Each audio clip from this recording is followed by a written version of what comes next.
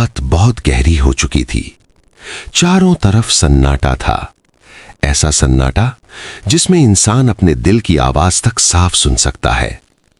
मस्जिद की मीनारों से अभी अभी आजान की आखिरी गूंज थमी थी और शहर की हलचल भी जैसे सो चुकी थी। लेकिन एक दिल था जो अब भी जाग रहा था, अहमद। वो अपने टूटे फूटे घर की छत पर बैठा आसमान को घूर रहा था। आसमान बिल्कुल साफ था, सितारे चमक रहे थे, लेकिन उसके अंदर अंधेरा था। उसकी आंखें लाल थीं, जैसे कई रातों से उसने नींद को छुआ तक नहीं। और आज वो फिर हार गया था।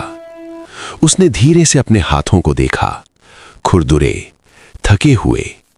ये वही हाथ थे जो कभी बड़े सपने देखा करते थे, लेकिन अब ये हाथ सिर्फ दुआ के लिए उठते थे।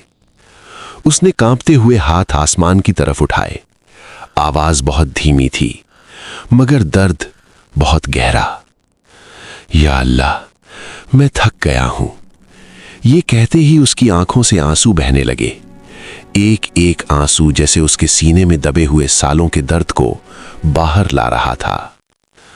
मैं हर रोज कोशिश करता हूं, हर दरवाजे पर जाता हूं, लेकिन हर बार खाली हाथ लौट आता हूं। क्या मैं इतना बुरा हूं?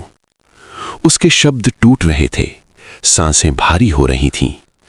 उसे अपने अब्बू याद आ गए, वो दिन जब घर में रौनक होती थी, जब हर परेशानी छोटी लगती थी क्योंकि अब्बू साथ थे। अब्बू कहा करते थे, बेटा, जब भी दुनिया तंग लगे अल्लाह से बात करना, वो कभी मना नहीं करता। लेकिन आज अहमद को लग रहा था जैसे उसकी आवाज कहीं पहुंच ही नहीं रही।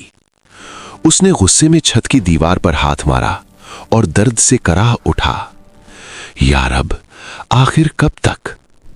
नीचे कमरे में उसकी अम्मी खांस रही थीं। हर खांसी उसके दिल पर चोट कर रही थी। डॉक्टर ने कहा था, इलाज लंबा चलेगा, पैसे लगेंगे। पैसे, यही एक चीज थी जो उसके पास नहीं थी। उसका छोटा भाई अली पूरा दिन काम ढूंढता रहा, लेकिन हर जगह से एक ही जवाब मिला, अभी काम नहीं है। अहमद की आंखों के सामने वो मंजर घूम गया जब अली थका हुआ घर आया था और बिना कुछ बोले कोने में बैठ गया था।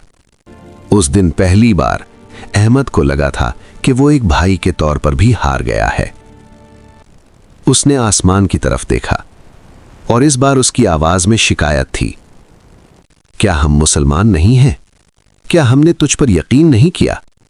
फिर क्यों इतनी सख्ती?